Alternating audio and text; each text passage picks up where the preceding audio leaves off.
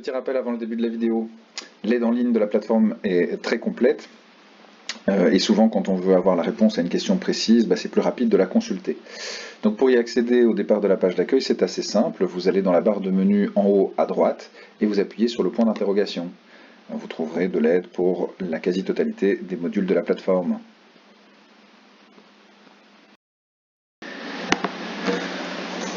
Bonjour à tous, dans cette vidéo nous allons voir comment encoder des sujets de cours dans l'agenda de Smart School. Donc, comme d'habitude quand on commence cette vidéo, on est sur la page d'accueil de la plateforme. Pour accéder au module agenda, vous devez cliquer sur le menu vert, dans la barre de menu qui est en haut à droite, et puis cliquer sur l'onglet agenda. Et vous allez accéder à l'agenda. Voilà. Alors, on est ici dans une phase test, donc il n'y a que quelques cours qui sont affichés. Mais voilà, vous devez voir apparaître en fait votre horaire ici qui est préencodé dans des moments qui sont pour l'instant des moments vierges et pour lesquels il n'y a pas d'information qui a été encodée.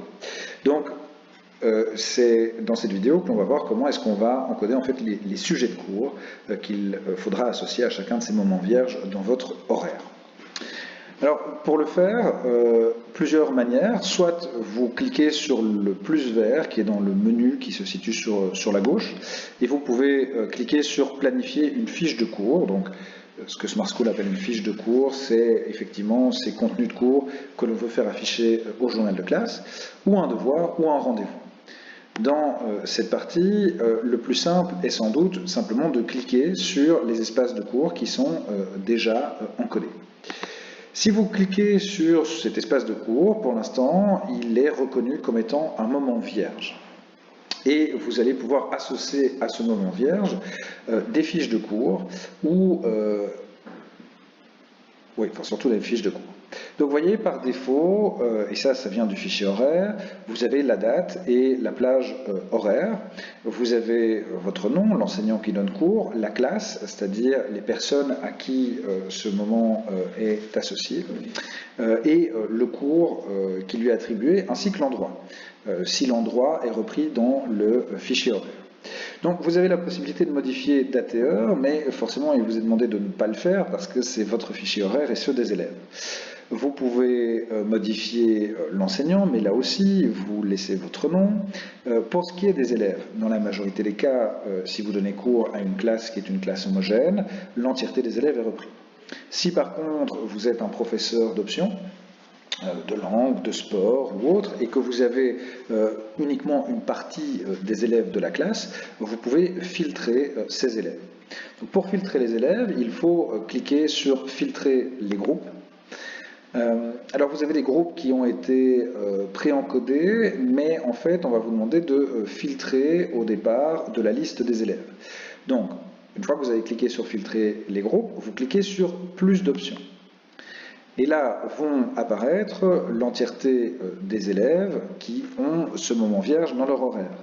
Vous pouvez désélectionner les élèves et aller sélectionner uniquement les élèves auxquels vous allez donner cours. Une fois que vous avez sélectionné les élèves à qui doit s'adresser votre fiche de cours, vous cliquez sur Enregistrer et Smart School va vous proposer de garder ce filtre pour les cours prochains. Donc voilà, ce n'est à utiliser que si on est un professeur d'option et qu'on n'a pas le groupe entier devant soi, qu'il faut aller chercher les élèves. Sinon, pas besoin de mettre de filtre, vous sélectionnez simplement tout le monde et il n'y a pas de filtre à mettre. Voilà, donc le cours est préencodé, l'endroit, s'il est présent dans le fichier horaire, est préencodé. Sinon, vous avez la possibilité, soit parce que vous avez changé d'endroit, soit parce que l'endroit n'était pas préencodé, d'aller choisir le local dans lequel vous donnez cours. Donc, nous avons encodé les différents locaux. Vous cliquez sur les bâtiments. Vous pouvez prendre par exemple le bâtiment haut ou un autre, et vous avez la liste des locaux, et vous pouvez donc modifier le local. Alors, une fois qu'on a défini le cadre, c'est-à-dire la date, l'enseignant, les élèves à qui on s'adresse, le cours et l'endroit, on peut choisir de planifier soit une fiche de cours, c'est-à-dire le contenu de cours qu'on veut faire apparaître au journal de classe, soit un devoir qui sera à rendre à une échéance ultérieure, soit un rendez-vous. Alors, ici, on va voir ensemble comment encoder le contenu d'un cours à travers une fiche de cours. Il suffit de cliquer donc sur planifier une fiche de cours. Alors, vous avez le récapitulatif de ce qu'on vient de voir, donc effectivement le jour, l'heure, l'enseignant, etc. Et puis, vous avez dans la partie de droite de la fenêtre pop-up qui vient de s'ouvrir, des fiches de cours. Donc, vous pouvez partir d'une fiche de cours existante, et je vous ferai une vidéo sur comment créer ces fiches de cours pour pouvoir aller les rechercher, soit d'année en année, soit parce que c'est des thématiques qui reviennent souvent et que vous allez les mobiliser à plusieurs reprises, soit vous pouvez commencer par une leçon vierge. Dans cette vidéo, on va voir comment faire au départ d'une leçon vierge. Donc, vous cliquez « Commencer par une leçon vierge », vous avez un titre à mettre, mettons séquence 1, introduction. Vous pouvez choisir des labels. Alors, qu'est-ce que les labels?